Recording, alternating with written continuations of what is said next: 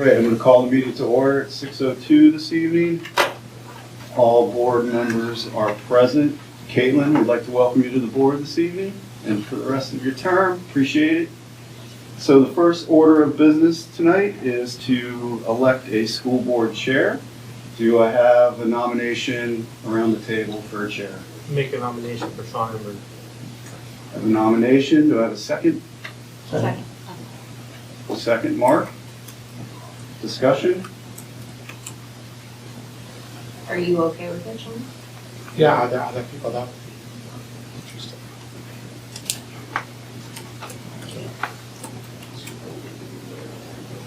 Okay. No further discussion? Call the vote. All those in favor? Aye. Opposed? All right, Sean? Okay. Our chair. So Take now it I over. all right, take nominations for vice chair.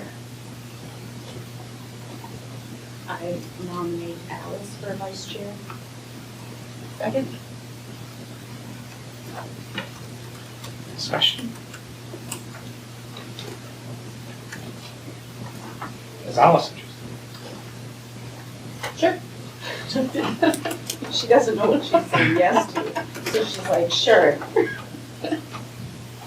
I would say, I've already asked Alice the question, so what are you doing next year? You running anything? Like, it's a little far out, but I do think it's important that we kind of try to get some folks that, you know, some experience with this type of thing.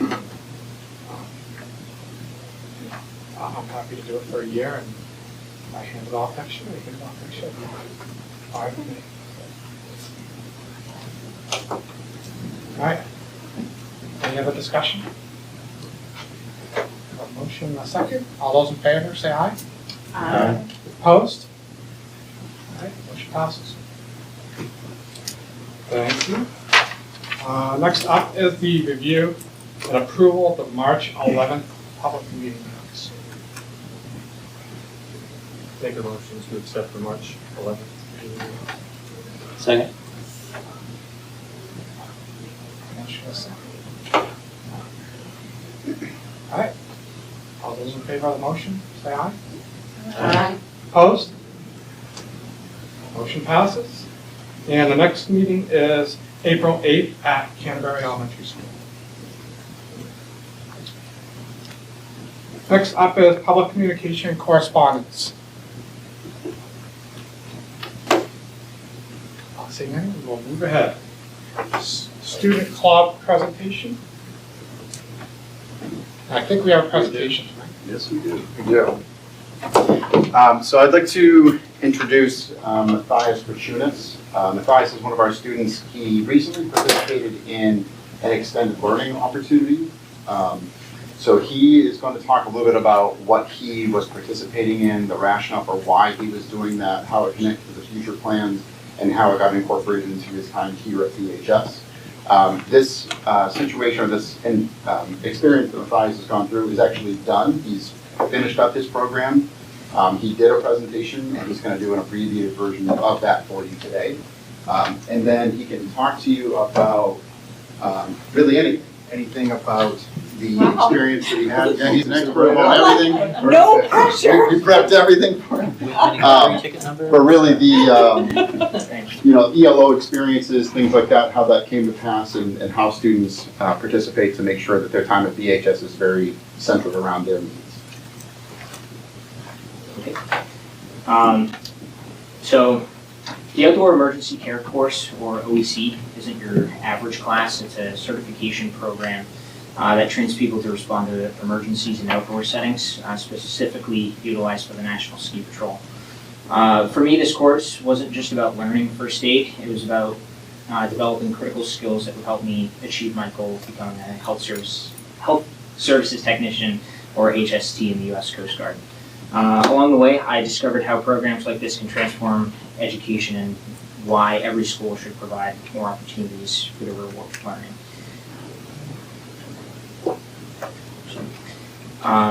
OEC is a training program specifically designed for people who respond to medical emergencies in outdoor environments. This includes ski patrollers, search and rescue teams, and even outdoor recreation guides. Unlike basic first aid, OEC teaches you how to handle emergencies in places where more advanced help isn't immediately available. So that's like paramedics, advanced EMTs. It's an official program. That of the National Ski Patrol, which is chartered by Congress, which means it's highly respected and follows rigorous standards. What makes it unique is its focus on adapting to unpredictable environments, which aligns with the challenges all facing the Coast Guard. The training combines classroom instruction with hands-on practice. We learned everything from human anatomy to patient assessment to managing traumatic injuries and medical conditions. What sets this course apart from is the practical application. We didn't just study a textbook, we practiced using splints, applying bandages, and learning to identify medical emergencies in simulated scenarios. These exercises teach you how to think critically and act decisively under pressure, two qualities that will be vital in the Coast Guard. This kind of real-world training is something I wish more high schools offered. It's not just about earning a grade, it's like gaining the skills that truly matter.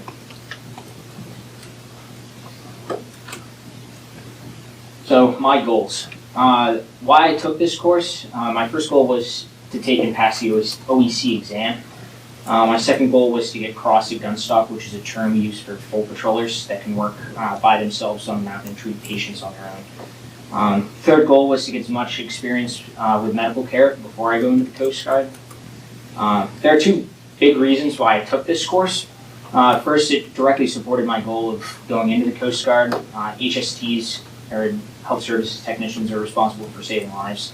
Sometimes, especially as a flight medic, which is what I hope to be doing, in extreme conditions. They're trained in search and rescue, survival, and emergency medicine. The OEC course gave me a head start on mastering some of those essential skills. Secondly, I wanted to challenge myself and learn in a way that goes beyond the traditional classroom. It's like an adult learning situation. OEC pushed me to think differently and work with a team of responders to build confidence in my abilities. This kind of experience is something. Does it allow for a better placement into the Coast Guard as you enter in? It does and it doesn't. For me, I went in. I set my contract to 6 years, so I was going in an advanced pay grade. It would have taken basically going to the higher ups in the Coast Guard and being like, he has this, to get a higher like enlistment bonus or higher pay grade going in. So it doesn't. Like, so they have, like, people who are like Eagle Scouts, they can go in with an advanced pay rate, which is basically all that it like does, is having outside stuff. Let's see, I think. What's the next one? One of the reasons I pursued this opportunity was because I wanted to work with gunstock and to be recognized. This wasn't just something I did for my future, it was a serious commitment. I've been working at gunstock for the past 4 years. The previous 3 was as a junior patroller. So it's basically a program that sets you up to become a full patroller once you take the medical exam, which is outdoor emergency care. Having this experience formally recognized an added value to the time and effort that I put in, getting like the credit through high school. It wasn't just about learning the emergency medical care. It was about something. It was also about showing that I could take on the responsibility and dedicate myself to something meaningful outside of the classroom. What made it more impactful was the ability to integrate it with my schoolwork. For example, journaling about my experiences wasn't just an extra task. It became a tool for reflection and growth. Writing down what I learned and how I applied it helped me process what I was doing. And learning to think critically and how I could improve. It made me think outside of just the course. I always had to be thinking about how I could apply the material, like in the course to the class, to the ELO. This experience highlighted how important it is for schools to provide opportunities like this, opportunities where students can connect their passions to education and prepare for their future. To earn credit for outdoor emergency care, I had to go above and beyond simply attending the classes. It involved a combination of logging my hours, journaling, and answering essential questions, which I'll show you guys later, and meeting specific standards. First, I kept a detailed records of all the time I spent in the classroom and studying. Logging my hours wasn't just about meeting a requirement, it helped me stay accountable and reflect on what it takes to complete a program like this.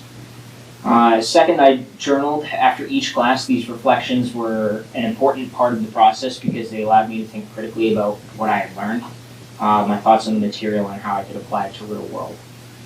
This journaling wasn't just a task, it became a way to help my understanding and see how my skills were growing. I also answered essential questions for EQs, which were designed to challenge me to think beyond the basics. These questions helped me connect what I was learning in class to practical real-world applications. It wasn't just about knowing the material, it was about understanding why it mattered. Finally, I had to meet 8 specific standards to earn credit for this course, just like what we would have in any other class at high school. This combination made the experience rigorous, especially with having other classes, but it was very well worth it. Alright, so the essential questions. What were the various ways or kinds of career paths, locations in which outdoor emergency care technicians are employed? What part-time and full-time careers require the skills learned through this course? What are the key 21st century skills that are especially relevant for outdoor emergency care technicians? How does an outdoor setting impact the emergency care decisions providers make and the treatment they provide? What challenges, constraints, opportunities, and assets does the outdoor environment present in the medical emergency? And how will the learning you have done in this course with the specific goal of certification enable you to pursue your own personal career goals? Alright, so EQ number 1. There are a wide variety of career paths and roles where the skills gained through the OEC course are essential. These roles span part-time and full-time opportunities, and they can take you to some incredible locations. The skills learned through outdoor emergency care, that's double. You could become a professional ski patroller managing mountain safety and emergencies at ski resorts, or teach others as an OEC instructor. For those drawn to rescue work, search and rescue, SAR, or avalanche safety are options, where you assist in dangerous environments and help prevent disasters. These skills also apply to emergency medical services, including EMTs, paramedics, and firefighters. Other paths include resort management, wilderness medicine specialists, park rangers, outdoor guides, where safety, medical knowledge, and environmental awareness all come together.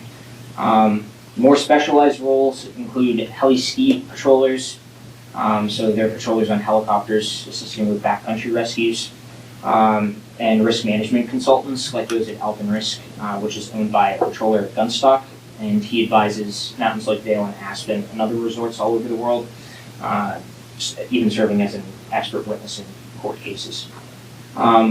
Finally, many like me take these skills in the military. The Army's 10th Mountain Division was founded by National Ski Patrol, like the founding members, and branches like the Air Force with the pararescuemen, the Navy corpsmen, and the Coast Guard's aviation survival technicians and HSTs.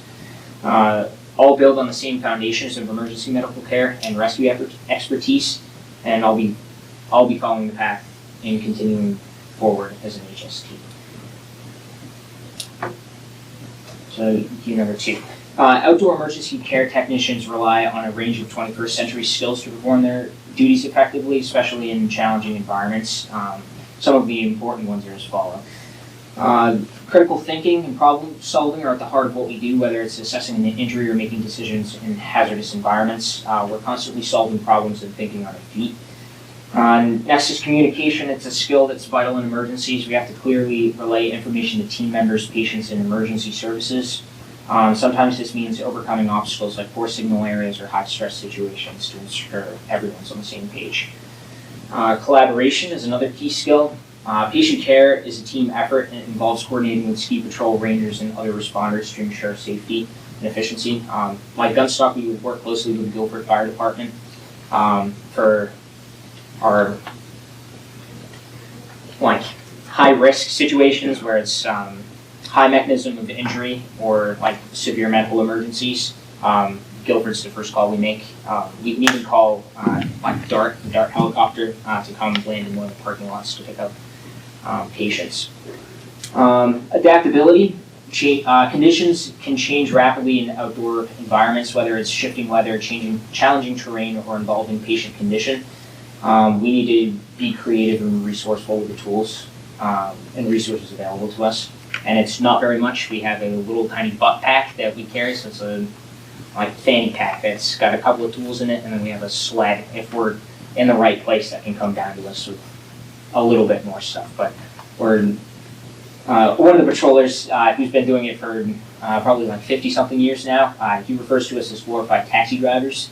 But leadership is critical, especially in emergencies. As technicians, we're often the ones taking charge and guiding the teams and reassuring patients. Leadership also means managing risks and keeping safety as a top priority for everyone involved, especially with the responders. Our safety is the priority when it comes to these situations, because if we get hurt, that takes more resources from whether it's the mountain or like really anywhere. Technical skills such as applying advanced first aid or operating equipment like rescue sleds, radios, and medical gear. These technical abilities are the foundations of what we do. Finally, resilience is what keeps us going. Staying calm under pressure and maintaining focus during high-stress situations are essential. Balancing the physical and mental demands of this work requires toughness and determination. Together, these skills make outdoor emergency care technicians capable of handling the unpredictable and making a difference in critical moments. EQ number 3. Providing emergency care in an outdoor setting presents a unique set of challenges, constraints, and opportunities that and assets that shape the decisions providers make and the treatment we deliver. Challenges. Outdoor environments can be very unpredictable with extreme weather and rapidly changing conditions. Limited resources mean you often have to improvise, so whether that's using sticks to make a splint or how we're transporting the patient to like a makeshift backboard or stretcher. Assessing and transporting patients in remote areas can also be difficult, and poor communication signals often force providers to make independent decisions. On top of that, environmental hazards like steep terrain or encounters with wildfire add another layer of complexity. These types of injuries and the types of injuries and illnesses we encounter are also specific to the outdoor settings. These include falls, impacts, frostbite, hypothermia, altitude sickness, dehydration, skiing accidents, cardiac events, and even allergic reactions. But there are also opportunities and benefits that come from the specialized training that we do. As outdoor emergency care technicians, we're trained to think creatively and use natural resources to improvise solutions.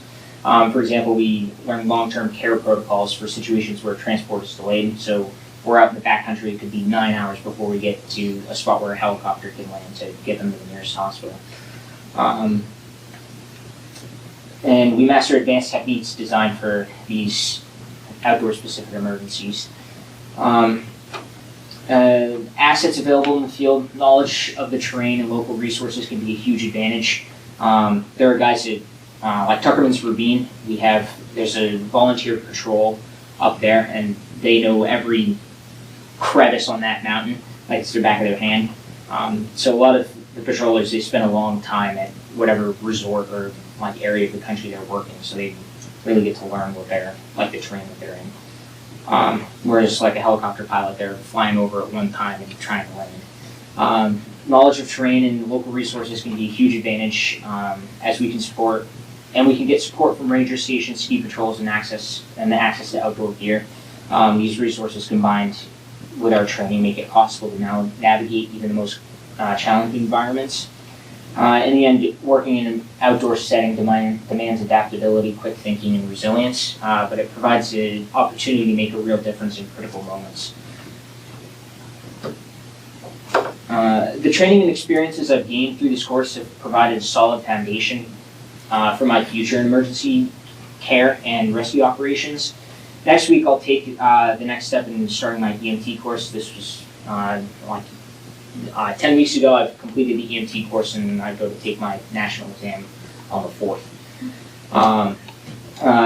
They've provided a solid foundation for my future in emergency care and rescue operations where starting my EMT course where skills like injury assessment, high pressure decision making, and effective communication will be essential. To kind of put it in perspective, outdoor emergency care is like the EMT basic version of an EMT basic. So there's like different levels of care. So we have emergency medical responders. So those are like your firefighters who don't have a medical certification. So they can do like basic first aid. And then it jumps up to an EMT basic, advanced EMT, which is they start to use pain management and like more advanced care. And then obviously paramedic is kind of like the top tier to that. So OEC falls like right underneath EMT as an EMT basic. And just from taking the class, it was a whole lot easier being able to like having OEC before going into it. Because it's like hitting a brick wall the first day in class, but because I had OEC, it was a whole lot easier. After completing high school, like I said, I'm going into the Coast Guard for health services technician, which requires advanced emergency response skills and exceptional physical and mental resilience, qualities I've begun developing through this course and my work as a sea patroller.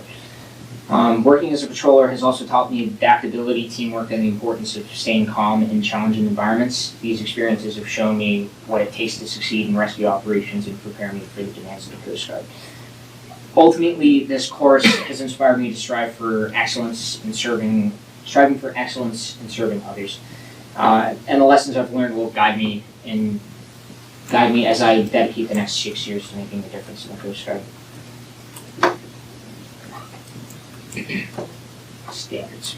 To successfully complete this course and earn credit, I had to meet a series of standards that tested both my knowledge and practical skills. These standards covered every aspect of emergency care in outdoor settings. I demonstrated an understanding of the fundamentals of emergency care, from assessing injuries to managing critical tasks like opening airways and controlling bleeding. In addition, I learned to perform patient assessments and implement treatment protocols tailored to the unique challenges that we face on the side of the mountain. The course also required me to demonstrate treatment plans for both medical emergencies and trauma patients, ensuring I could adapt to a variety of scenarios. So the final exam that we had to take, we had to demonstrate skills on like common equipment that we'd be using throughout the day, and then it's like a medical scenario. So we have a patient pretending to have something wrong with them. The one that I had, it's called a stroke alert. So the patient was like basically having a stroke. So I had to treat that as if I was on the side of the hill, which is. It's one difficult because you have somebody acting that and you can't replicate that as an actor.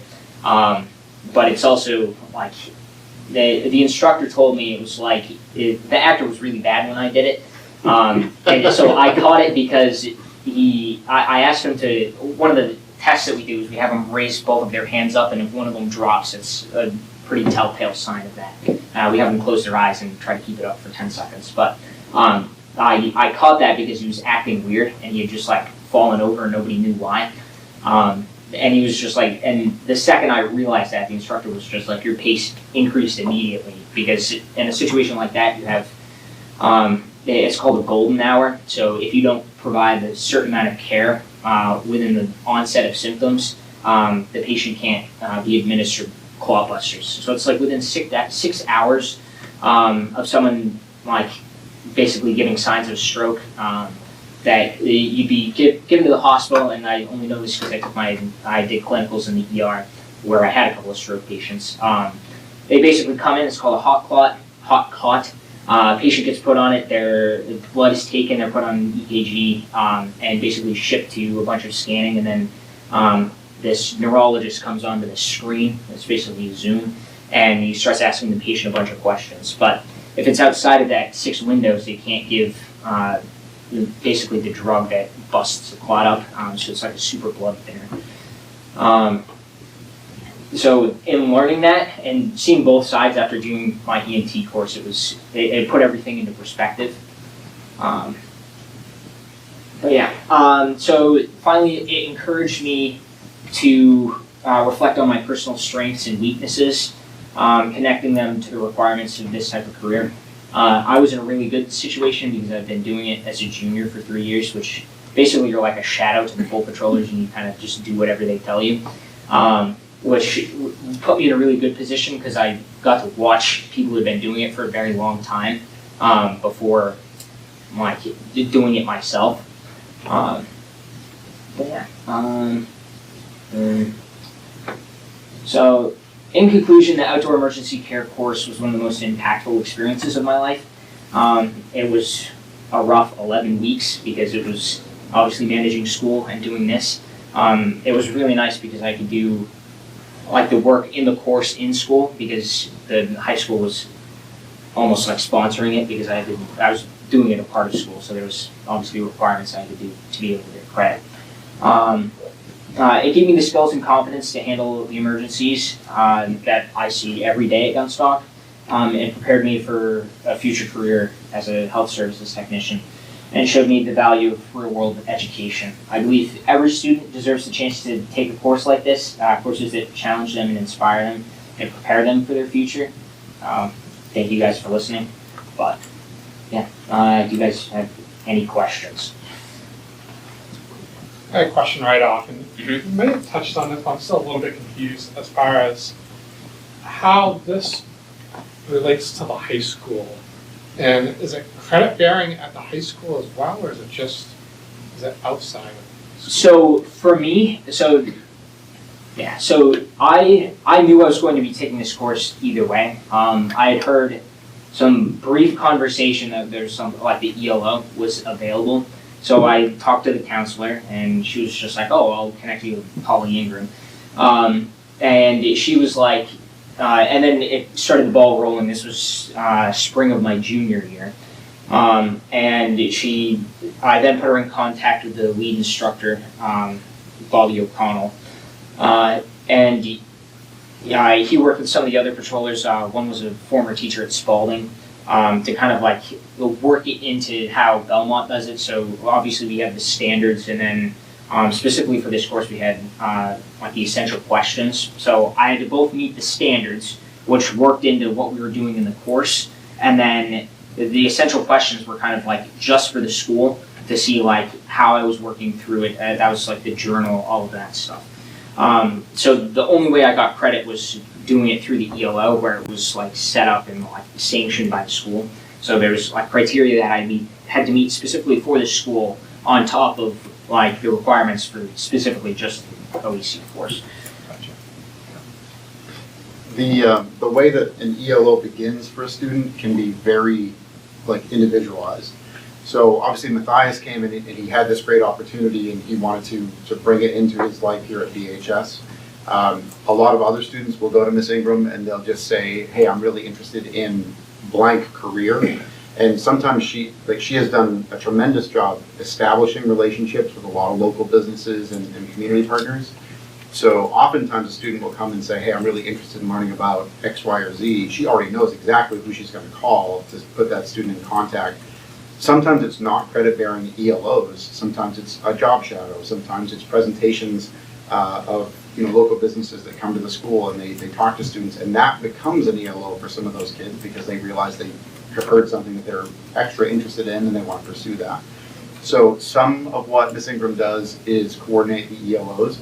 It does become credit-bearing because there are standards that are developed that are specific to the student and the experience. Other times it is just her job to connect as many kids as possible to as many different routes to their futures as possible. Is there an additional cost for this program? It was like specifically just for me. I paid it out of my pocket. Well, my parents, but it was. I want to say it was like $100 for the course, which is like that's through NSP. It was like $150 for the textbook, and that was about it. And then like some of the medical equipment, but that was like after I passed the course. Like, specifically for like working in gunstock, but yeah, it's like for me it was like that. It was I was going to be doing it anyway, so I wanted it to be able to show up on my transcript where I could be like to future employers, colleges, like after the Coast Guard, and specifically for the Coast Guard, to be like, look, I did this in high school. Like, it just adds that little bit of like fluff to the transcript, if you want.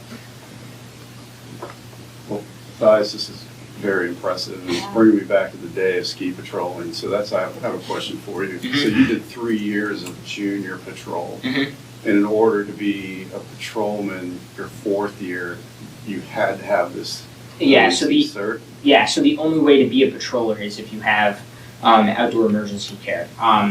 For gunstock, it's a little bit different because gunstock is considered a non-transport EMS service, so they're like an ambulance that's not on wheels. Mm-hmm. So at gunstock, you could be an EMT basic or like any of the above. We have ER doctors, physician assistants. We have like all of those guys. National Ski Patrol has now opened it up for like EMT basics can affiliate with National Ski Patrol, and you can challenge the OEC exam as an EMT basic or any of the above to be able to like work as a patroller. But a lot of mountains will like you can only have like outdoor emergency care Interesting. to be able to work there. That's what I was curious, because in order for me to become a patrolman, I had my wilderness first responder, so and they accepted that. Yeah. In order to do that, I'm wondering if that's still even I an think option. so. I think it's now like OEC. When you have like other certifications like that, you can like challenge the exam. I want to say it was under a different name. This was a very long time ago, where it was like winter emergency care, I think is what it was. And then it changed to outdoor emergency care because it was chartered by Congress, and it was like, well, you don't just have to be a ski patroller. You can work at Highlands. You can like work as a guide, like any of the above. It wasn't just specific to ski patrol. So it's not just like through the course. It wasn't just like winter stuff that we were working with. It was all environments. It was everything that you could picture happening outside. We like prepared for it. It's great. Great experience. As part of Matthias' presentation to myself, Ms. Ingram, and Mr. St. James was there, and a number of folks from the mountain were there. He also had to demonstrate some of his practicals, and one of the gentlemen who he clearly has built a pretty good relationship with from the mountain gave him plenty of hard time. That was the teacher that worked at Spalding. But. My suggestion to Matthias tonight was that we would pretend that Mr. Tercey had been injured and to wrap him up however we'd like. But I guess we'd have to buy more gauze and things Yeah. like that. Really blow the budget. Yeah. But it was great. It was a really impressive presentation that he did. And this is just one example of other of ELOs that students are doing. So check out board reports and things like that, because this is just one example of what kids are doing. Other questions for Matthias? Thank you so much. Thank Yeah, you. appreciate This was it. great. This was great. Really You're impressive. clearly very passionate about it. So Yeah. thank you. Yeah. Thank you guys. Thank you.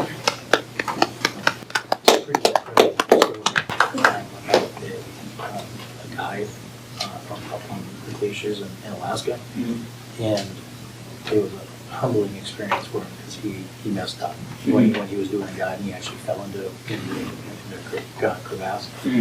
I don't know if you've seen that or not, but Next up, we're gonna I've seen things business like that. administrator report. So there's a few things. You all should have gotten a notice from PandaDoc about the MS-22.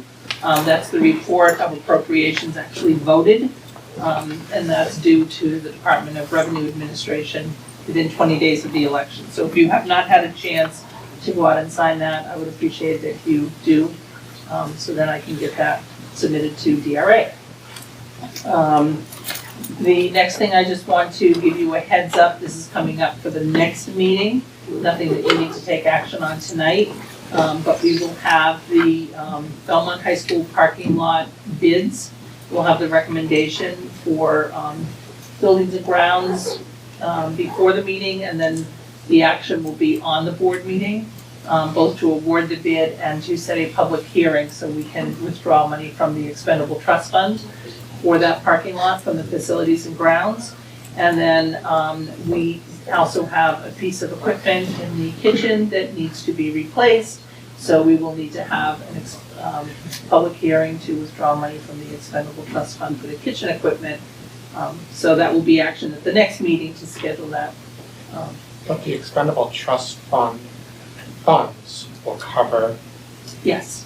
okay, I'm not looking for offset it with any. No. It'll take about half of what we've already put aside. Who's it in It's not a boiler, it's a sanitizer.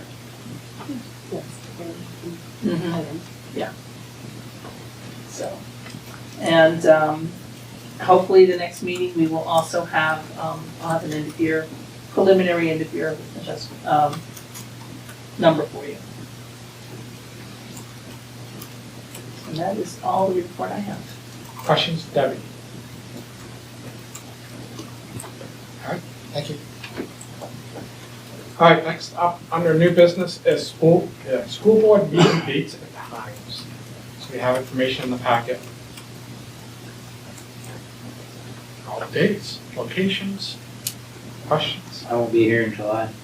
I'm doing a national park tour with the family for the whole month, so 2 meetings I'll be missing.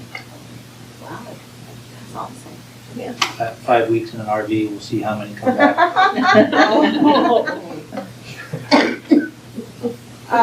I do notice we have a November 11th meeting, which is Veterans Day.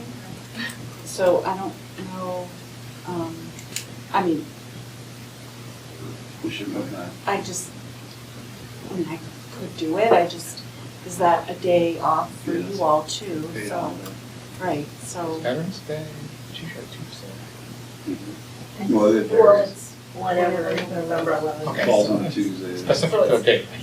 This is specific to the date, so. Move it to the 12th.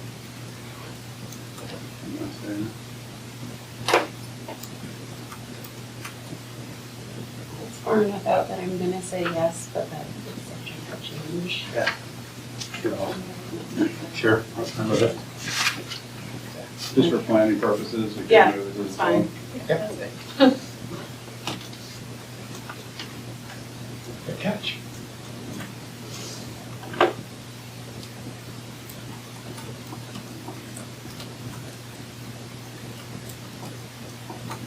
Anything else on those? That is up for action as well. So we're gonna make a motion to accept the meeting dates with the proposed change for the November meeting.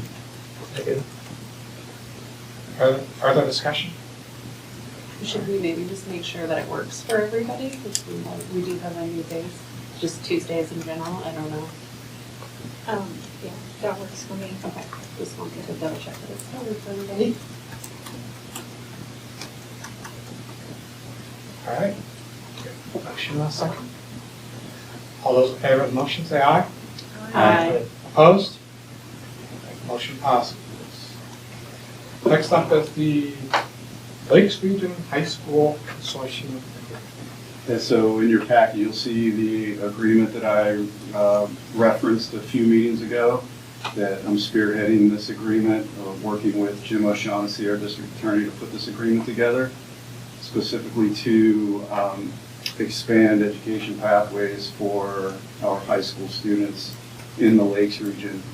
The purpose of the agreement was really to make sure that if there are courses in a high school that's within the Lakes region that are in the program of studies that we're not able to offer, or another high school is not able to offer, that a student from any of the school districts in the Lakes region can access another high school in order to take that class if that high school is offering it. So it opens up basically the program of studies for our high school students across the Lakes region. If a school of their resident school isn't able to offer a course and another school district can't offer that course, these conversations really started happening when we were running into staffing issues, particularly at the high school level, where you need a certification in a specific content area in order to teach that course. And if we didn't have a teacher that we could fill a vacancy, we weren't able to run those courses. So there are agreements being made between districts for a student to attend. However, we felt that it was important to, and I did as well, to spearhead a formalized agreement for the Lakes region. And you can see on the agreement. So did you put information in the packet? We didn't get the agreement. Yeah, I don't think, We didn't get the agreement. all we have is like the cover. We have the recommendation and the. Right. That agreement didn't make it in there. I'm going to suggest that we table this then so you can see the agreement. I'm pretty amped up about it. I apologize that it's not in the packet. So when you say Lakes Region, do you know what school districts specifically? Yeah, there's 12 of them, I believe. Yeah, I have to 12. name all of them. So it expands all the way down to Pembroke Academy, and as far north as Newfound. So I can, it's Newfound, Interlakes, Molten Borough Academy, Guilford, Laconia, Belmont High School, Concord, Merrimack Valley, Pembroke Academy, I think that's Franklin, West Point. and Franklin and West Swan. So this would begin for next school year? Yep. 25, 26, and so our students this spring, who are before they head off for summer vacation, could potentially be enrolling in other districts for classes if they're not available here? What we need to do, the next steps, is that we need to work out the logistics. And that's my next step, because I'm spearheading this for the Lakes region, is I'm going to be I'm scheduling a meeting with all of the principals that are part of this agreement to talk about the logistics. Because we all have different schedules, and some are on trimesters, others are on semesters. So that's going to be the heavy lift. The agreement piece was not necessarily the heavy lift, other than putting the wording together. However, the heavy lift is going to be the logistics behind all of that. I've met with Mr. Finch, I met with Collie Camiri, as well as Vanessa Sandville at our high school to talk about it specifically, how we would be able to handle that. And of course, they were already ready to think about some of the logistics that would have to be panned out. So that is the next step. So is one of those logistics, I mean, is this, the majority of these classes would be taken via some Zoom, for lack of a better term? None of them are virtual. None of them in virtual. person. Okay, so transportation would be one of the logistics. Transportation in the agreement is the responsibility of the student or the parent, but also there's wording in there that gives school districts the flexibility if there is a student that's unable to transport themselves or their parents can't get them there, that school districts have the option to provide transportation on a case-by-case basis. So we don't want to exclude anyone because transportation is an issue. Would logistics also include things like grading in these classes, since other schools may have different grading systems? So we already do that. So take, for example, students that take courses at our CTE centers, we have to transfer those grades over, and we do that calculation based on the different grading scales. So it'd be very similar to what we currently do. So I have a question that I don't know how to phrase it nicely, so I'm just going to ask it. If a school district is looking at their curriculum, couldn't they say, well, we're not going to offer this specific course because such and such offers it? And so it can potentially, this plan, this agreement, could provide school districts with flexibility of not offering courses they may have already offered because another school district now offers it, and so we can utilize that school district. Like, I'm all in favor of this. I think this is a great idea. I'm just trying to figure out if there's a potential savings or actually a potential negative consequence You know what I'm getting at? Like, Yeah, I do. So we're not viewing this at all as a negative or any type of negative consequence, nor are we looking at it as a competition for students. We're looking at our Lakes Region students as a whole compared to just an individual district. And there are high schools that offer opportunities that we just don't offer, or other high schools don't offer opportunities that we offer. So we're just opening up as a collaborative process. I can't help but make it a competition. And I know, so I Sean, want too, you're competitive. I want to offer the courses that bring students to us. I don't like. This is a basic question I'm going to ask at some point. Is what's the number of students taking classes at Belmont or Shaker versus our students that are taking them elsewhere? Because I'll be honest, I'm going to be disappointed if the number going out is higher than the number coming in, because I don't want that for And that's why we got to continue to have a robust program of studies. That's what's important. So if we start to minimize that program of studies, then yes, you will start seeing students that are taking them another place, but you also have to keep. Oh, we also can't offer everything either. But we do offer courses that other high schools in our area, even the school districts that border our school district, don't offer, that are larger than we do. So again, we're looking at it as an opportunity for high school students to take courses that aren't offered in their high school. So there are no plans to drop anything we currently have, but this would be, say we find ourselves in a position where we're short a math teacher again. Absolutely. We can send the student somewhere else to get the math class that they want to take. Mhm. I have a question. This may be in packet information forthcoming, but what is the range of classes that you're seeing as you're working with the other schools that they offer that we don't, or?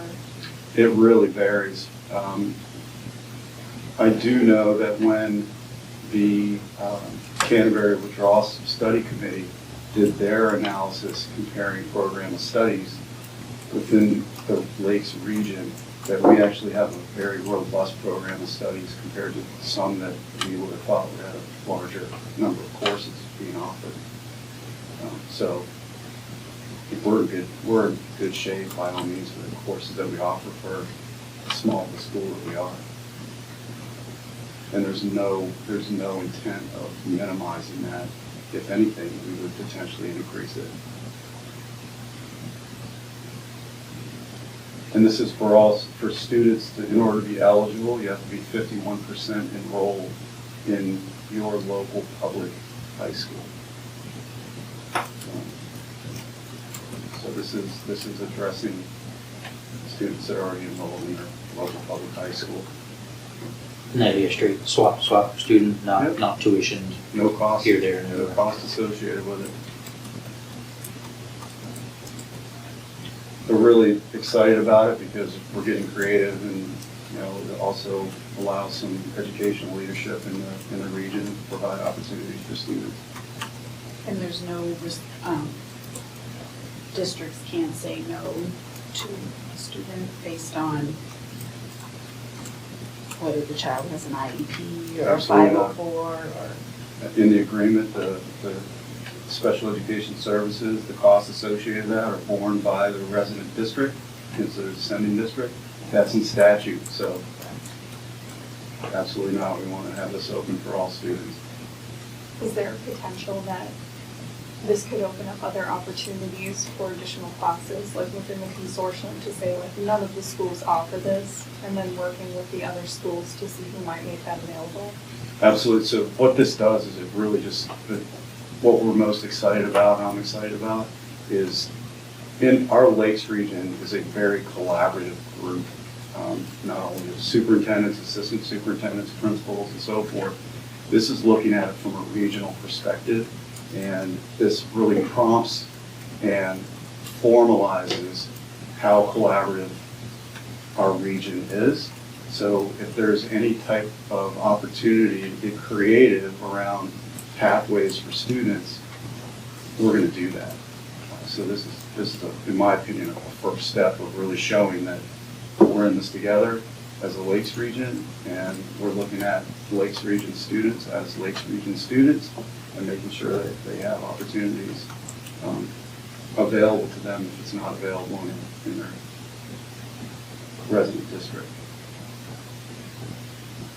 And I'm assuming students within each school have first dibs pretty much, and Absolutely. then if, is there a cap in your agreement of like what the class sizes may look like so that they don't get to be too large? We would use that, we would use what we currently use for any type of class size cap. So if we have all of our Shaker Regional students that fill a class, then it's not open. But if we have 6 seats available prior to meeting that cap, then it would be open. Again, the logistics would be as a first come, first serve. What does that look like? So we still have to work all that out. All right, So I apologize that it's not in the packet. You'll see. so it. we're gonna table this. Yep. Do we typically vote on table? No, you can just do it. That'd be shocking. No. Yeah, I think we need a vote, like, motion, just table the action. Okay. Yeah. Who said? I don't, what have we done in the past? Just more of a consensus to table it. All right. Table the, continuing business, debrief from overall budget process. Comments, feedback? I will say, one, the numbers are interesting, broken up by town. I think that's the first time we've done that. I don't know if I'm supposed to be paying attention to that or not paying attention to that. So if you want, I can explain what happened with that, because when we became an SB2 many years ago, I reached out to the districts who were SB2 to find out how they operate and listened to how they did it, and then I confirmed with the Secretary of State how we were supposed to do it. And I was told that we would have to have Canterbury named as a voting place, kind of like a ward of the district, so Canterbury could vote in Canterbury, and then the ballots were going to be brought up to Belmont and then all put through. There was a meeting the Friday before election, and the Secretary of State was going through the protocols with some of the moderators and said that there had been confusion at cooperative school districts that were following that practice that we had been told, and that it was not in compliance with statute. I found that out about noon on Friday, and then I tried to reach out to the Secretary of State on Friday, could not reach them. I did get in touch with Bud Finch, the attorney for the Secretary of State, on the Monday, the day before the election. And he confirmed and sent a statute to me that said that each community has to conduct their vote, and that the town clerk and moderator have to sign off on the results and then contact the cooperative school district clerk to record with the clerk what the counts are. So that's why this was the first year that we have to break down of the counts by town. So when did we have the final numbers? Was it the next day? It was the next day. Well, it was very late that night that I got a text, but I didn't think you wanted to sit midnight.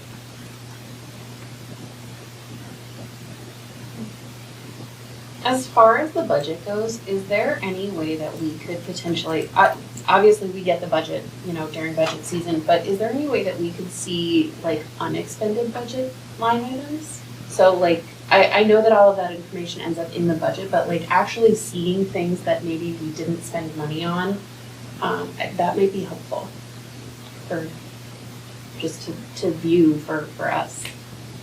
So there's a monthly report that I used to provide, and it did show the budget, the expended, the encumbered, and then the balance left, and that was broken down by function. We still get that, just not. You get it, just not monthly, and it's something that I'm going to start producing, again, monthly.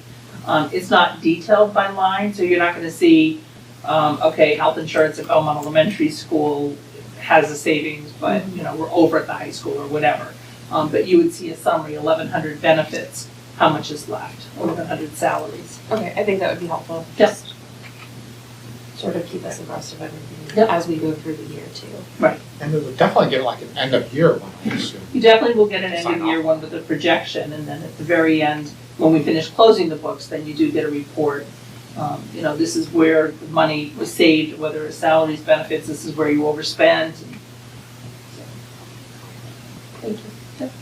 One of the interesting things that I found, and it was after everything got pushed forward to the hearing, I went and looked up the language for the whole Schedule B, because I think a lot of us were surprised that Schedule B was part of a negotiated agreement. And the language that exists, the payment of it seems to be under the negotiated agreement. But the language also says that the existence of whatever Schedule B position is at the sole discretion of the board. So while we can't discuss, or I guess we can't change, what the actual compensation for that is, we could be looking at the Schedule B positions themselves moving into the next budget cycle. I didn't read it quite that way, just so, because I went back previously into, because there's the word shall. I have to bring it up somewhere. There it is. But I think we should look more closely about, because there's how you get on Appendix B, which is the recommendation of the Appendix B committee and getting on and off.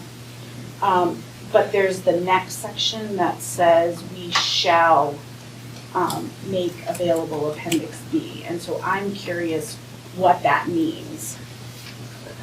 I feel like we need something that there would need to be a legal opinion on that. I agree. I understand where your opinion is coming from. I'm just saying I read it differently. But I think Because there was the two pieces of one, it's the annual review of the Schedule B itself. But I think before that, one or two paragraphs above that, it makes the statement of, whether or not that Schedule B position exists is at the sole discretion of the board. But anyway, it's nothing that we have to figure out tonight. It was just Get the answer to that. it says the board shall fund an amount for annual co-curricular club and advisory benefits as shown in Appendix B. So I get caught up in the board shall fund an amount as shown in Appendix B. So what does that mean? And then above that is other stuff. So I think we should take a look at it. It's page 17 of the, well, it's actually page 14 of the CBA, but 17 of the document that's online. So, under section E. But you're right, it does say it says the addition or elimination is solely the responsibility of the school board. But then down at the bottom of that paragraph, it said the board shall fund an amount for annual co-curricular as shown in Appendix B. So that doesn't make sense to me. So I think the key language there is based on the needs and the interest expressed by students, parents, taxpayers, and administration, because you have eliminated clubs that are not active.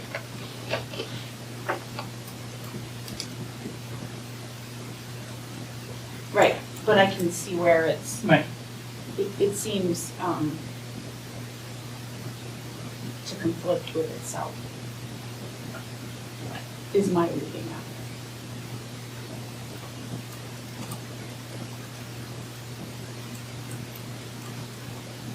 Yeah, we need to get an answer to that somehow. I don't. Mark, was there any sports or clubs that you're wanting to look at in particular? No, I just, when we were going through the budget cycle for the last two cycles, when those of us here are looking at the, the bottom line and, wanting to see, things at a certain level.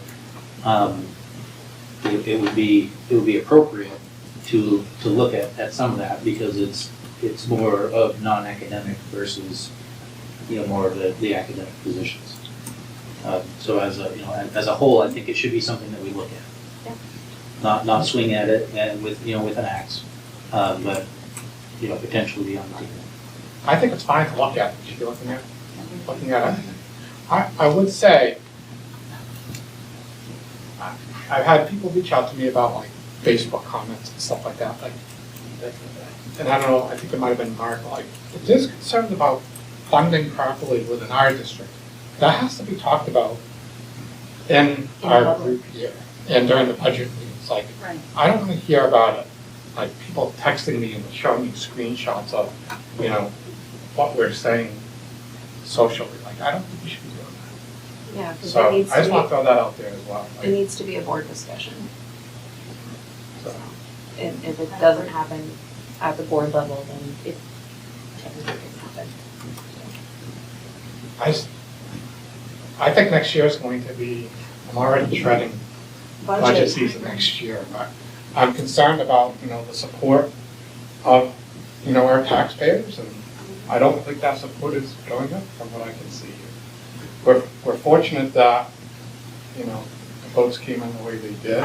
I'm very happy with the feedback we got about the budget committee. I thought that was a vote of confidence as far as, we're doing the best that we can. But I think we're going to need to do, not just our typical budget stuff, but I think we have to start now on some type of education and, advocacy for our taxpayers, both statewide and trying to show people like we are doing the best that we can. And this is what we're getting from the state. I just don't think we can be quiet all year long and go into budget season and present the budget, even if it's 0.5% up. There's going to be people that are not happy. That quarterly communication is looking better and better.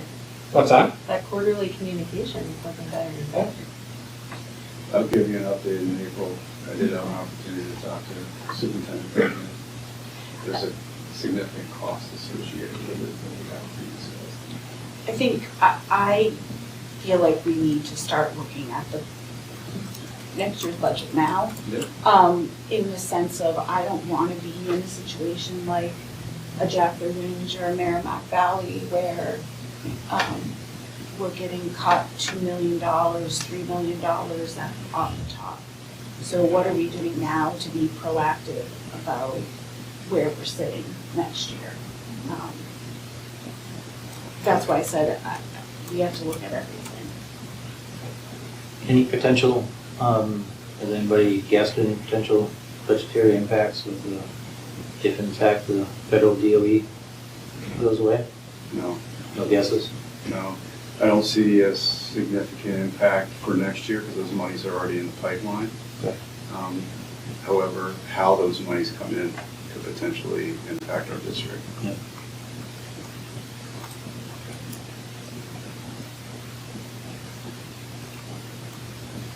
I'm kind of somber, but the budget did pass. I'm worried about, the decline in the percentage of support over the years. Well, speaking of the process, one of the things that Debbie and I have already talked about is actually working on the default budget this summer so that we have an idea of what our default is. Now, clearly we'll have items that we won't know, like health insurance rates and liability insurance and things like that. However, to get some sort of an idea as to what our default would be, even prior to going into the proposed budget discussions, so you have an idea as to where that is. So that's sort of as a flip of the process, where we would put the operating budget together and then do the default. Talking about changing that a little bit, just to get an idea as to where the default would rest.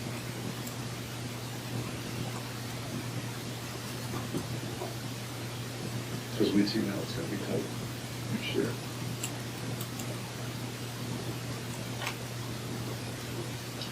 All right. Other thoughts?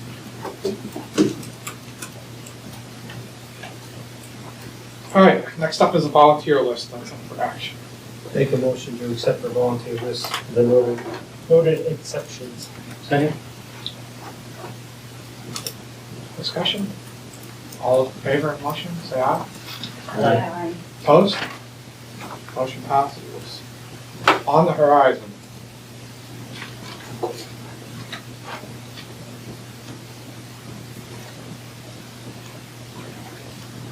I'm not sure if it's already on there, and we have missed it, but I just want an update from Silas after the curriculum is purchased or determined, or just a follow-up from our meeting from the last time, I think. And even if we throw it on for June 24th and that's too early, at least it's out there, not forgotten. You had mentioned in the last meeting, Yeah. earlier than that. Let's do it May 13th. Or May 13th meeting. The principals have the reports that evening as well, so. Everybody here. We had mentioned having the School Boards Association come to do orientation. I think, Caitlin, are you going through orientation now? I think I'm scheduled for April 10th to take that. So I assume like Barrett would be willing to come and talk to the board if that's something you still want to do. Is that what we were talking about at one point? We were, because we didn't know how many people would be changing their order. I mean, even if it's just one new person, I still feel there's benefit in having that conversation. And I'm more concerned about, I mean, this is partly reflections on the budget, but how do we move forward? Not that we all have to agree on things, because I actually like that we have different perspectives and don't agree. But I found the budget process particularly challenging, having to facilitate it, and I'm glad I don't have to facilitate it this year, just being honest. But I feel more fragmented than I have before as a board. So I just wanna, I don't know if Barrett could help us think, like, what are our board goals? What are our, how do we, I don't know, I'm just processing different pieces. And I don't know if he could help with that, in addition to kind of what our, I mean, what our goal is. Anybody feel similar? Yeah, similar. I do too. I agree. Well, I mean, it's, even if you're, if, you know, you guys are the most veteran board members, I would have to say that there's probably something that will be, be presented that you even haven't thought about or you have forgotten about. I mean, it's not time wasted. That's for sure. Want me to reach out to him? If you like, I can do it too. So would you rather, what would you prefer? I can see when he's available to give a new board member orientation. We could also talk about school board goal setting. Yeah. It sounds like that's something that you might be interested in, Yeah. but not goal setting for the district or with the superintendent. It's about what are the school board goals as a group. I think that would be beneficial. Yeah, so I'd like to schedule something with him at his earliest convenience, based on our schedule as well, but I think sooner the better, just because kind of starting a new year class. So would you like to do that, or would you like me to do it? What's that? Would you like to do it, or would you like me to do it? I'd like to talk to you after. Okay. I'll be here. Fine, I'll get something on there. Anything else? So this is an opportunity for us to basically put stuff on the agenda that we want to talk about, because I think the chair and the vice chair will meet with Michael to set the agenda for the next meeting. They meet a couple days before the scheduled meeting to kind of set the agenda. But I feel like there's enough going on in education that I don't want to be here for 3 hours each meeting, but I also want to not just have a couple things on the agenda either. Like, I feel like we do have a lot of work to do. So I'm not looking for anything this second, but I do want us to take this seriously, to use the opportunity to set the agenda that we want to talk about. Because I don't think you want to rely on me or Alice to do it by ourselves. I think I'd like to hear some feedback back from the various parties on how the addition of the scaling of the grading system is working from students, from teachers, from basically vested parties. Grading system Almo 2, now that it's been in place for a little while. Okay, so just ask what kind of feedback and what would be the venue for that? I'm open for any of it. Yeah, I mean, my only question is time frame when that makes the most sense. So that new grading policy went into place so that it went into the student handbooks this year, correct? Yeah. So then would we be okay with a calendar year, I guess? And there's not much on either the May 27th or June 24th meeting nights. I don't know. It's true, there's not much in the June 24th meeting.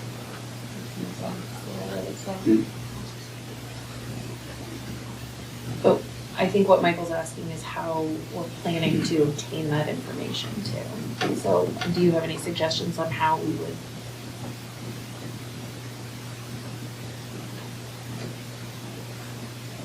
I hate to say it, but I don't know, something like SurveyMonkey work for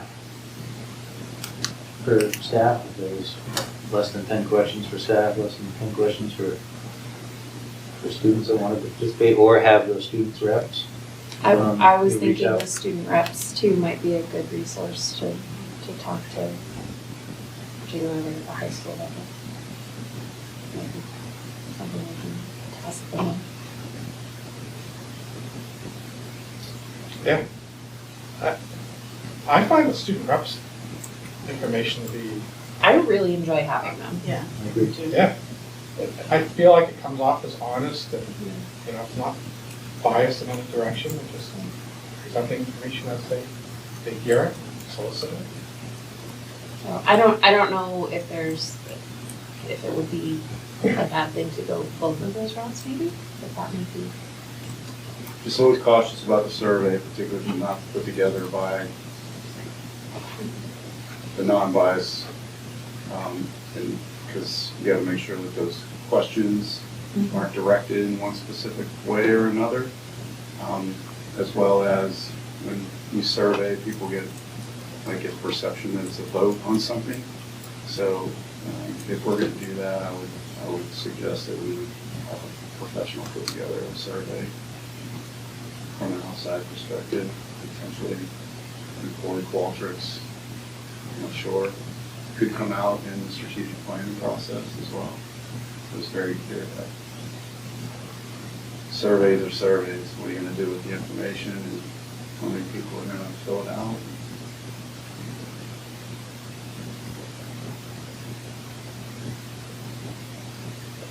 I'll do it either way. Have you received any feedback, like, from your building reps within your leadership teams? Have you received any positive or negative, just even feedback overall?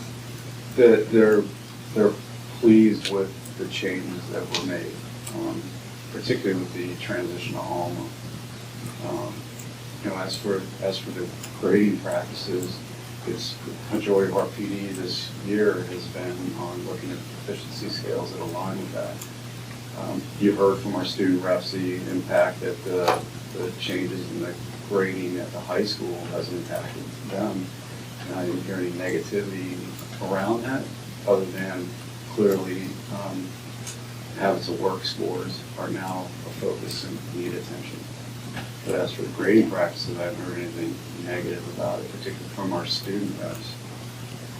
And do we know where the teachers are at on it? I haven't heard anything.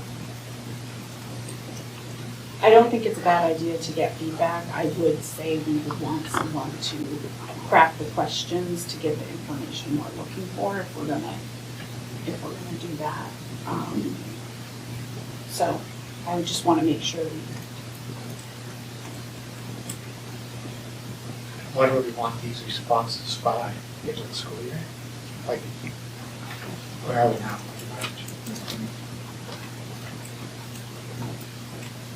I'm all for full speed ahead, but we're already halfway through the spring.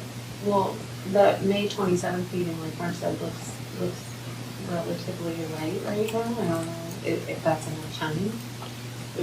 not to craft a survey. Oh, not Could do. survey, but the- Our student reps are gonna come to the June 24th meeting, I don't think so, it will be done by then. Well, that's why I said that. Yeah. It's like 27th, so. I definitely think we could do something on the 27th to get some initial feedback and then maybe replan next steps. I don't know. How do you get initial feedback? For the student. You said you have team leaders, is that from master team? What do you think? Yeah. Yeah. I mean, It's like, is it working, is it not? There you go. No survey, just ask the question. What do you like, what do you not like? Yeah. Is it working, is it not working? Yeah, I like that. So, That's how I'm looking at it, just ask a simple question. Less than 10 questions, I mean, if it's, you know, if So it's more than who that, asked we would that? look at it. Well, he said team leaders, but That the teaching group has a team leader, yeah. yeah, I could employ our shared leadership model by all means, but I would ask that the board puts together a list of questions to get the information you're looking for. So, what information do you want as a board? Is it making it easier for you to grading and reporting on their scores? Should we just email our questions to Sean? So when do we want to do this? I want to get back, I want to get like end date kind of, and then work backwards from there. Are we talking about doing this, say, May 27th and then work back from there? Because I'm fine with that, I think we need to set some dates for ourselves if we're going to get questions or whatever. Like, Well, if we did May 27th, right, we could email our question, I'm making this up, but we could email questions to Sean to use Mark's idea. And then we could review those questions that would be given to the team leads to then collect feedback. I'm talking general feedback that could then come to us, right? I'm sorry, right? yeah, so when do we want those questions to be by? I feel like if we have them before. April 8th? Oh, before April 8th? Yeah. And April 8th, we can talk about our questions, but they're good questions, bad questions. It's like,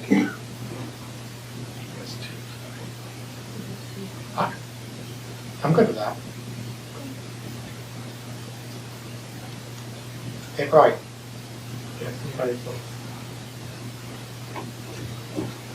Do you have a sheet by April? Cool. Before. Before. And we'll put those in the packet as an agenda item? Or is it just for discussion? It has to be an agenda item anyway. Yeah, I don't think they're gonna be I'm ready. just marking on the horizon right now. Well, if we had them to you in a week, then we could have everything available to us. And we're not asking for, solving, mathematical equations here, we're just looking at general feedback. Well- We should be able to come up with, We'd have to With get some them to questions a Sean by the 3rd, Yeah, so third is like the Thursday before we kind of. because then you have to send them to Michael. So, but yeah, I mean, it's not, I agree with you, it's not rocket science. So it's a weekend. So Yes. to Days. Sean by the morning of the 3rd. Round number, Okay. people first. Oh, It's a Fool's Day. And I was good with a Due third. by 8 a.m. tomorrow morning. don't worry, I'm gonna nag you by email and public text as well. Okay. So I'm sorry, what date did we settle on? Apparently the first. The first, April Fools, I Okay. guess. April Fools.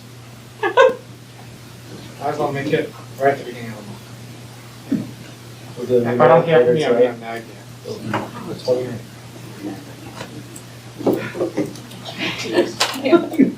Alright, So put that on April 8th as an agenda. item. Thank you. Excellent. But we should also, when do students come again? May first meeting of October. 13th.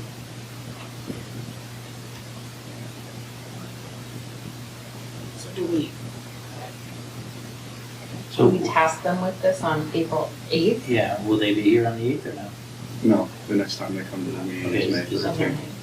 so but we could ask, I mean, could you ask them? Yeah, if you give them a question and say, what's your thoughts on it? I know someone has the inline access to one of them.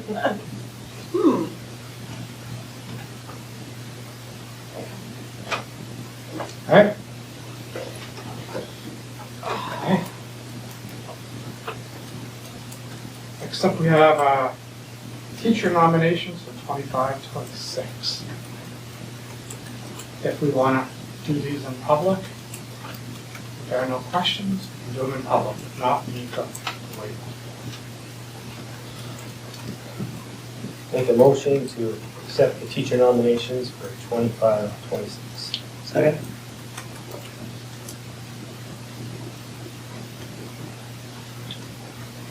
A motion and a second. Just so I'm clear, these are just individuals.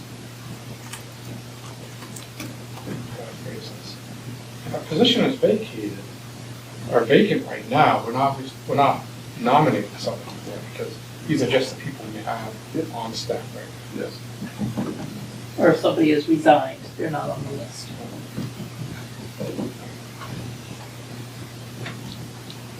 Alright. Other public discussion? You have a motion and a second? Alright. All those in favor of the motion say aye. Aye. Opposed? All abstaining. Alright. Motion passes. Appendix B nominations. Did we accept both? The nominations and the resignations? What's that? Really? You were just doing the We just nominations. acknowledged. We just did the nominations. Right. Or He are we hasn't- skipping? But he hasn't acknowledged resignation. Okay. After. I'm That's after smiling because appendix. you are Yeah. always on that. It's awesome. Alright. We'll do the appendix B now. There are two appendix B nominations. Make a motion to accept the appendix B nominations. Second. Somebody second. Alright, any discussion? All in favor of the motion, say aye. Opposed? Alright, motion passes. And we do have a resignation. So, hopefully we'll acknowledge the resignation. If there's any questions, Mr. Finch is in here.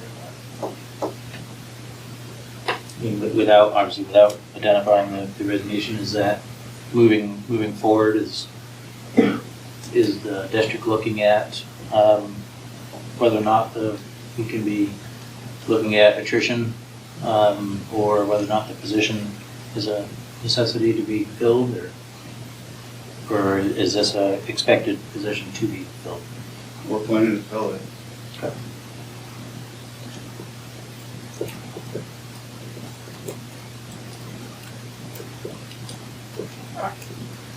I'm gonna ask a question right now, I guess. Highest good time of day.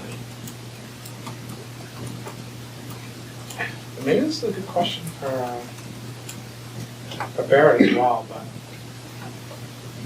should we be taking a look at every vacant position? Whose responsibility is that? Is that just the superintendent's? Is that a board decision or discussion? Because at some point it does become a budget discussion. And, 83% of our budget is salary and benefits. But I also am not comfortable necessarily saying what we should be doing. Like, I don't know off the top of my head, what this high school situation is. I just feel like you can't, and I don't think we're doing this necessarily, but you can't just refill every position without taking a hard look. I guess that's my attitude now, is we take a hard look at every position. If we need it, and we refill it. But knowing our budget situation, if we think we can get by without it, then I feel like I was supposed to superintendent in that decision as well. I don't know, I feel like I had to put that out there because I am not in favor of being in a situation where we would have to drift teachers. That's a horrible situation, I don't want to be there. But maybe at some point, in an effort to not be there, it's a lot easier to not refill positions than to have a budget situation where we have to cut teachers. I don't want to do that. That's all, my own personal opinions, I'll throw that out there. So the process would be the board giving me the directive to evaluate any vacant positions as to whether we need to fill them or not. And what's the overall goal of that? If it's to save money, then I would have to look at what positions, in vacant positions that we potentially would not fill in order to save money. A high school position, it's a no-brainer. You lose a teaching position, you lose course opportunities for students, and you increase class sizes for those courses that are required for graduation. Is that something that we should look at in that May 27th meeting? What positions are currently open or not filled, or we have resignation for, or is that getting kind of, no, never mind. It's kind of late. Yeah, never mind. Right? I mean, that's. Right. I mean, we could look at stuff that, I guess, recent resignations or everything, but obviously if there's resignations now, then the desire would be to fill it if possible.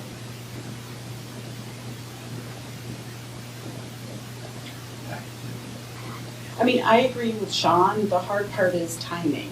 So they're in the budget for next year because the budget was just approved. But then next year, if we're trying to build a budget, you're already fully staffed, and you don't get resignations till the end of the year. So I don't want to be in a position of Merrimack Valley cutting 21 teachers, which I saw today, right? Like, I don't want to be in that position, so I'd rather, I don't know what that means for you, but I would like you to evaluate every position about whether or not, what would be the potential impact before we go out and advertise. Because I don't want to be approving, like, you bring us a nomination and then we say, well, no, we don't want to fill that position, because then we've already gone through the process. Right, and that's not fair to the candidate. That's what I mean. And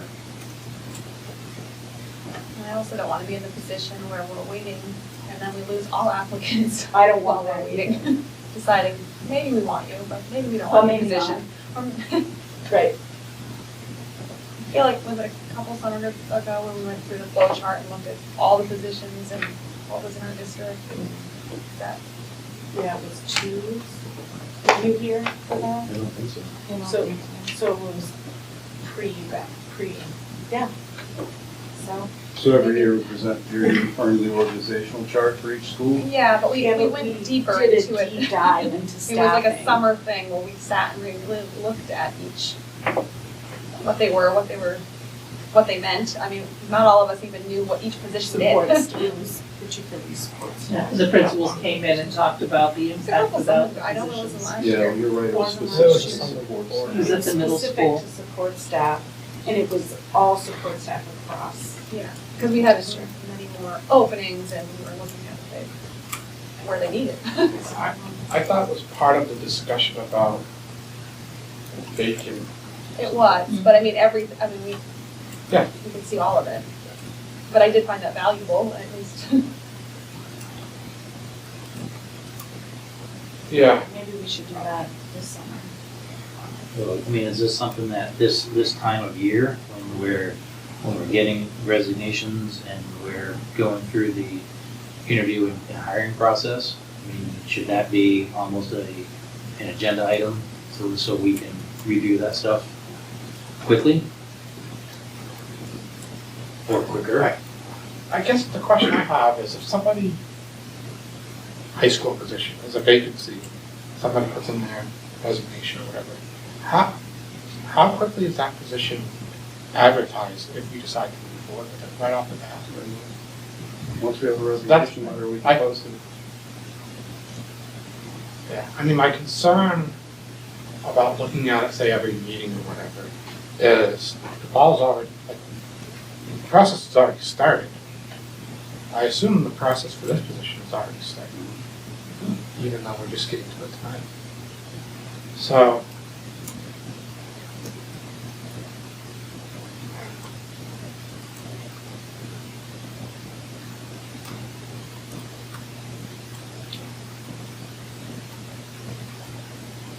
I would like to have this conversation with Eric.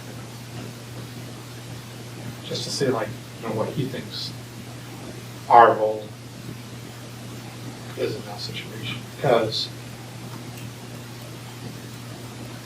yeah, I don't know regarding, like, say, a high school position. What is the ideal number to go fill this position? Now there's only this many teachers, so we talked about this already, not that long ago. Complicated. I agree, I would like to know our role, because I also think I would hate that we were ever in the position of Merrimack Valley, but this table is not deciding which teachers are being ripped. It would be the superintendent's office, which would be looking at those cuts and where they would come from. So I do feel like it's somewhat, their lead is what is guiding us to oversay, yeah, this is where we see fit. So I want to know where we lie in all of that. And part of that deal is, you know, also I think some of the districts have gotten themselves into the financial trouble by not having an active board too. So there's got to be a delicate balance with that. I mean, I know, you know, my wife tells me that the board over in Alton barely meets once a month. And at that point, how can you have a good working knowledge of, you know, of what's happening? So, you know, I don't know where that delicate balance is, but probably if we're an active board and an involved board, we're probably less likely to find ourselves in the mud of it all. Well, I guess the only thing before, I feel like we just went through budget. We just have an approved budget that's at the same staffing level that we have this year. So I'm inclined to move forward with hiring, because as soon as tomorrow, when she starts doing contracts, right, or the next day, that's when we'll start to see things. But I do think we need to do a dive again into all the positions like we did the previous summer. And it's important to know the purpose of the dive. What's the purpose? I'm more than happy to do that. Just need to know what the purpose is in order to be able to put the information together to help with that purpose.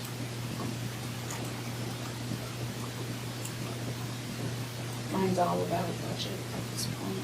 Fiscally responsible. I mean, Overstaffed in a position or understaffing is being responsible to the taxpayers. you wanna provide a good education, but at the same time, you wanna basically, we're not wasting money, you know? And I know we've returned, you know, had savings because of what they haven't staffed, or we haven't staffed position and stuff, but we keep returning like $1 million or 800,000. Randy had it off the top of her head, the exact Right. numbers. But, I mean, we should be closing that gap just a little bit.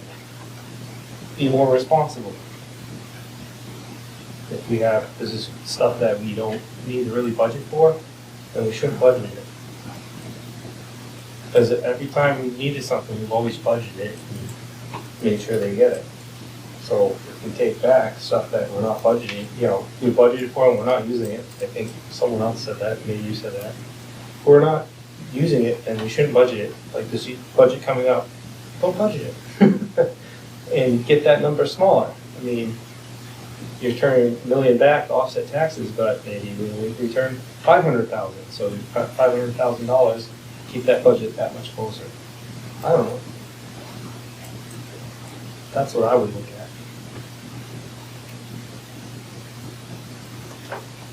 I think this review would be to just ensure that, you know,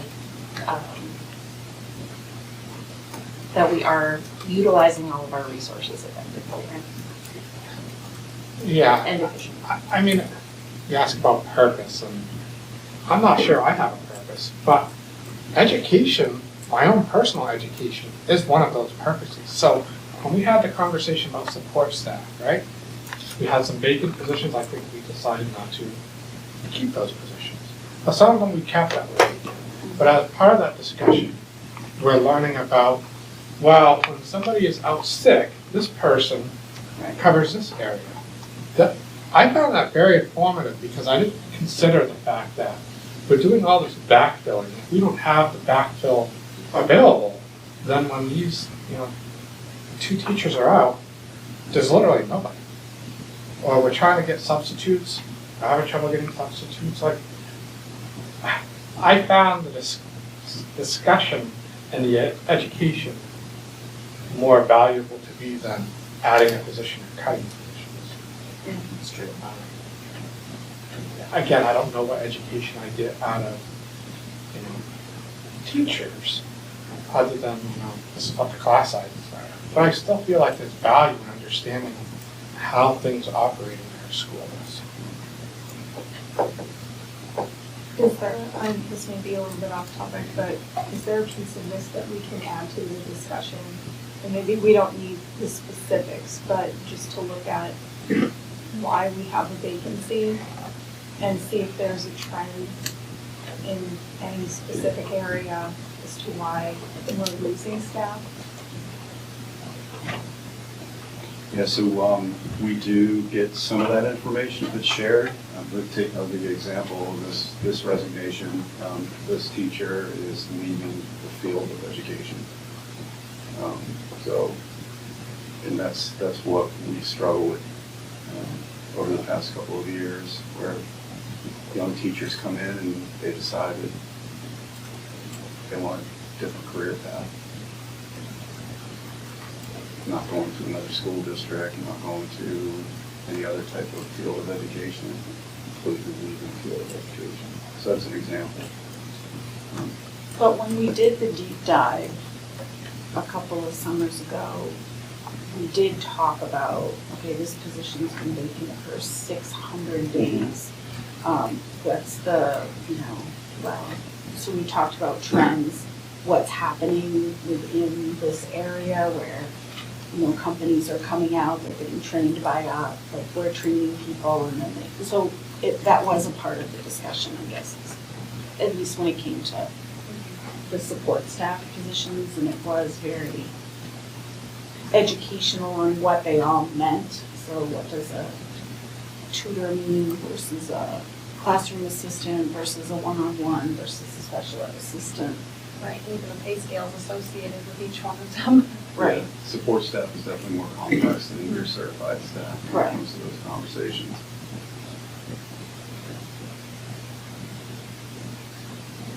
So that was all under the topic of resignation. That's where it is, that's Get all that right, yep. But can we just, pencil in like just deep dive staffing discussion sometime in the summer. Like, I feel like we should have that. I don't have a good answer to the purpose question. And yeah, we probably all have. It's seven not purposes. in July. What's that? It's not in July. Like, you're gone for 5 weeks. I know. Oh my God. June 27th is pretty late, but that might not be enough time.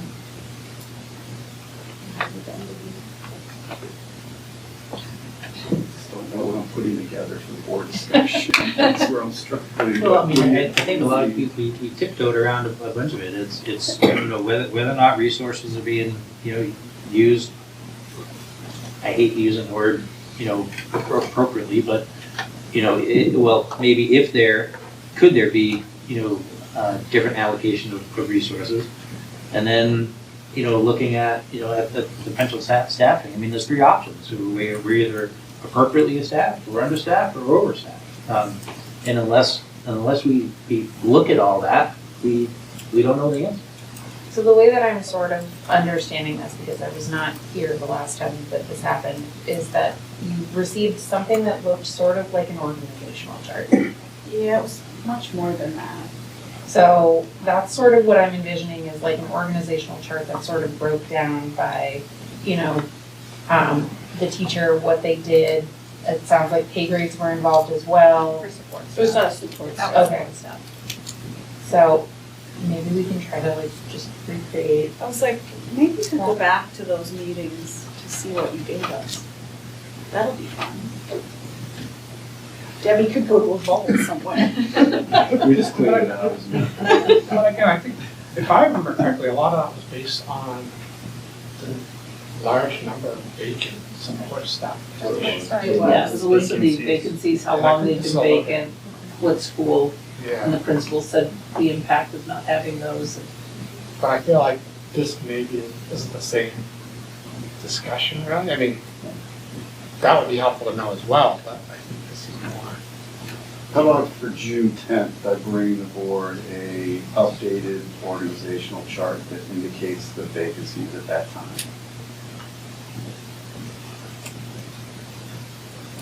I can give you a list of vacancies at the time, but you can see where they fall within the organization chart for each school. That may be a good start, and then we can sort of build from there. Yeah. Build it out. Does the school have any existing criteria for how they would determine if a position was no longer needed? So I've said this many times, position can justify position at any time. So of course they're needed. The way this process tends to work is that the directive comes from the board or the voters as to whether you look at vacancies, not filling them, and or riffing.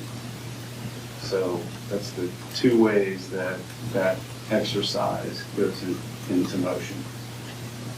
Because you will have plenty of people that can come in here and justify any position within a school.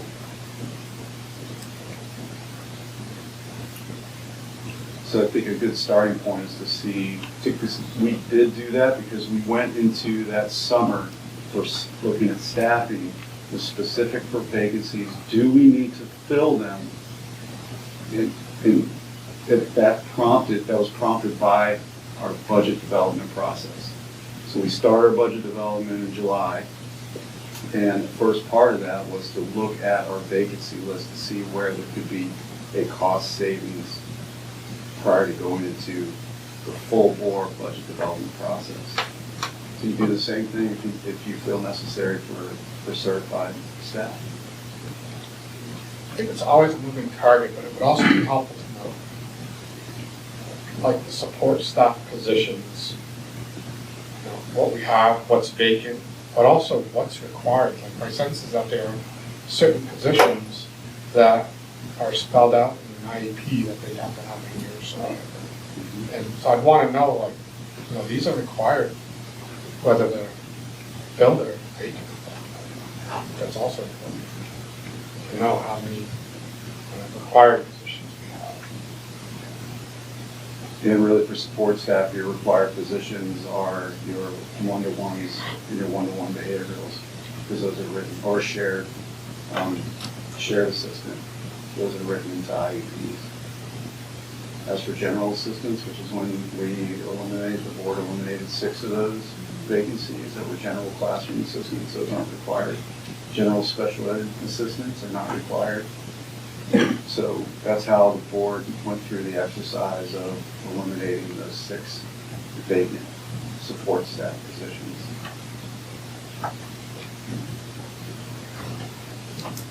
And that's the same exercise with certified staff. So if this board was the same, say to me, say that you wanted to know what positions are required and what are not required, then I would provide that information to you going into the budget development process. That's the exercise.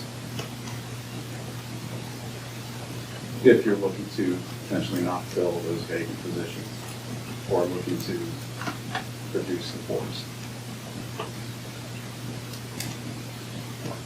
Let's start with your org chart. Yeah. You can get into the conversation from there. All right, I'm ready to move on. Move us along. All right, public communication correspondence. All right, I will accept the motion to go into